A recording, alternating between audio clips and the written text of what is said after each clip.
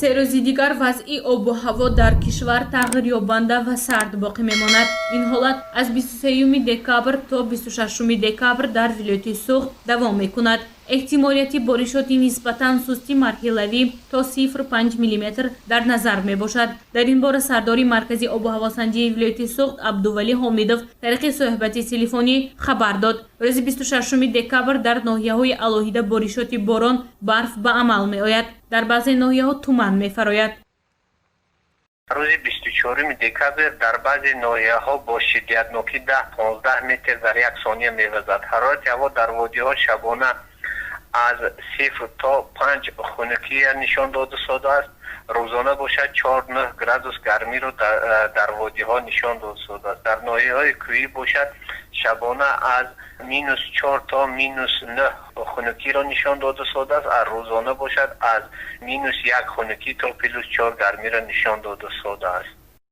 بنا به معلومات ریاست کمیته حالتهای فوق‌العاده ولایت سوخت باشد سنه 21 دکامبر سال روان تقریبا ساعت 5:40 در کیلومتر 185 صدمه نقلیاتی به وقوع پیوست که آن از حساب نامساعد بودن وضع آب و هوا به میان آمده است. در نتیجه صدمه نقلیاتی مسافر جان باخته است. راننده باشد بنابر برداشتن جراحت وزنین به بیمارخانه انتقال یافته است. صدمه نقلیاتی در جماعت دهات شهرستانی ناحیه شهرستان به عمل آمده است. از این را رئیس کمیته حالتهای فوق‌العاده ولایت سوخت از رانندگان واسطه نقلیات خواهش می‌نماید که هنگام به سری چندبرکی ماشین نشستن با سرعت بلند راه نروند. هنگام سفر به منطقه‌های کوهی که حالا یخبندی راه‌ها پیشگویی می‌شود حتما زنجیرهای احتیاطی با خود گیرند. تا سنه 26 دکامبر راه‌های دوشنبه خوجند چناق یخبندی به نظر می‌رسد. از این را رانندگان باید احتیاطکار باشند.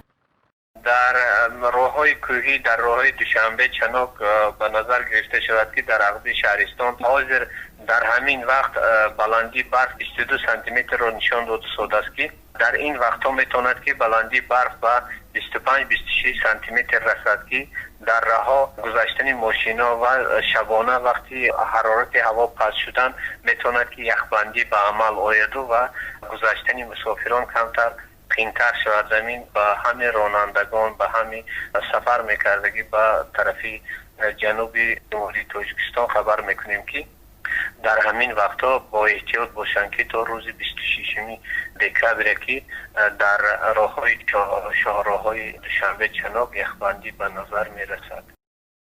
رئیس کمیته حالتهای فوق‌العاده و مدافع گراجدنی از شهروندان کشور دعوت به عمل می‌آورد که هنگام نامساعدی وضعی هوا از سفر خودداری نموده احتیاطکارانه واسطه‌های نقلیات را اداره کنند.